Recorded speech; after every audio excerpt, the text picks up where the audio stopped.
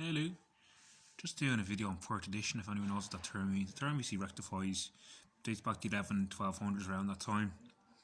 When Ireland would start building castle phases in that area when we were being invaded.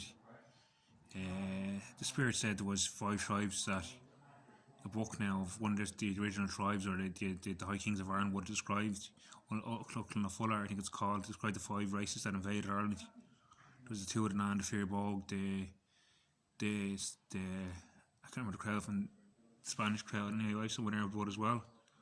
I can't remember exactly. Not the Samoan, I can't remember now off the top of my hand. But the point of part of this is to see one graved over another, to see one more declared than another, without rectifying. And the reason I say rectifying is to think about what the subtraction of that is. How it's an incessant monset, if not monsoon. By monsoon, I mean overlapping coming on a flood, where the tide goes above the land.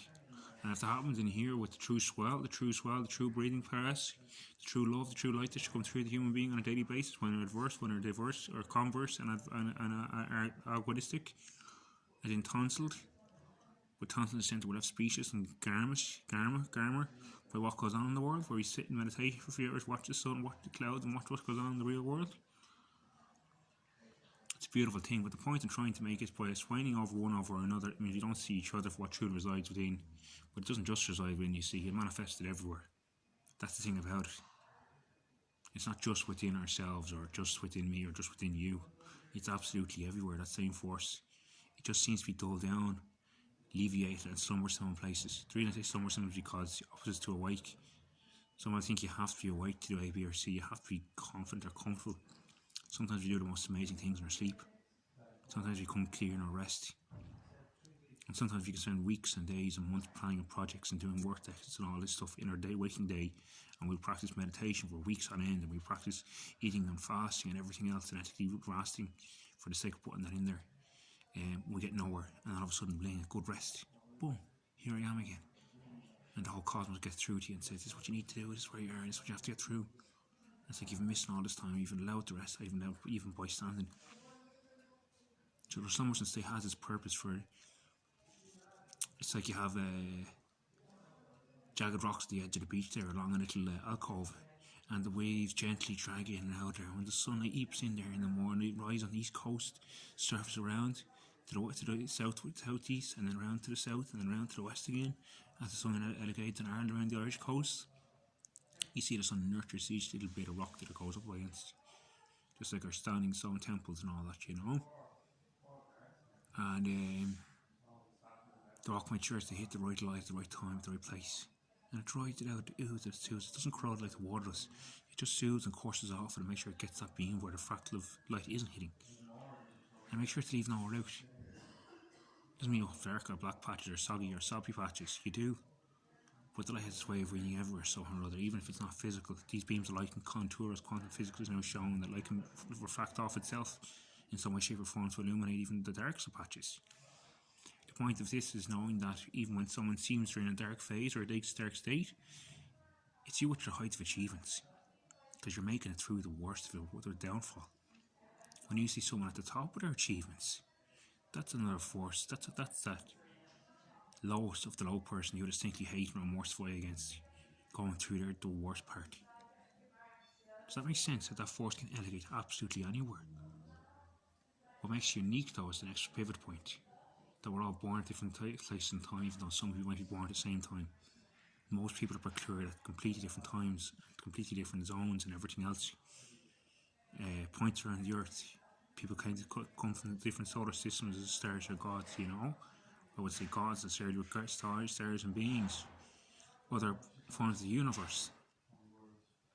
The point is, when you don't rectify, realise that is, for what's going on with each human being is the exact same across collectively until it meets that point. But the most close you can get to that point is to the utmost light, which is what the sun from me raises. That's the utmost point. It's a beautiful light here today showing me all of this. It just collages off everything I know, and I want to reciprocate this. There's a beautiful little tale to tell. That I am me, I am a most hated enemy, and I am a most judged vindictive character. And what am I most loved in that sense, the person I love the most. I mean them as well, just as much as they're in me.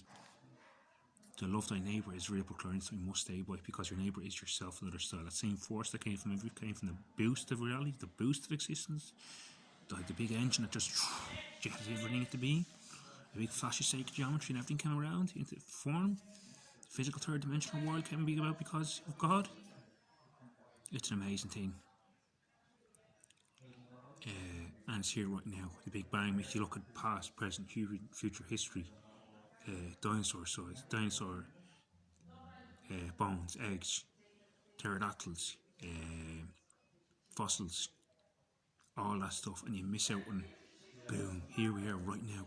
The Big Bang explains, but explain this entire moment up till now. I am the Big Bang in expressio, you know? You can't get any closer than that, like meeting you, yourself, look yourself in the mirror, look your neighbour in the mirror if you will, not in the mirror, but look in the face and give them a wave today, whatever it is. I don't know, and just throwing trash out really for myself. But the point is that that's the very noteworthy thing that people have to recall. The beach in Tasmania now, or Dundalk or Derry, it's very like the beach in Enniskerry or Meath, or even over on Badi's Road and even over in Jakarta there, or Saudi Arabia. The beaches are similar, if not the same, sea widening and out.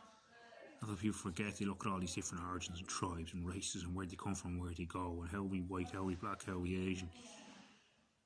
Nothing will come together unless this moment didn't come together the way it comes together, as full and whole and complete as it is. Nothing will come together at all, and you have to wonder what makes that happen.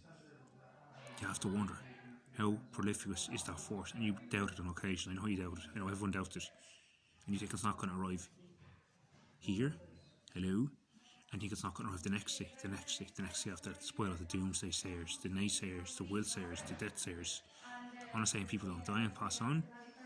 I'm just saying I've been around a long time, beyond before I know, and that's because that place is unknown and it's kept in darkness. But that doesn't mean the light can't shine there.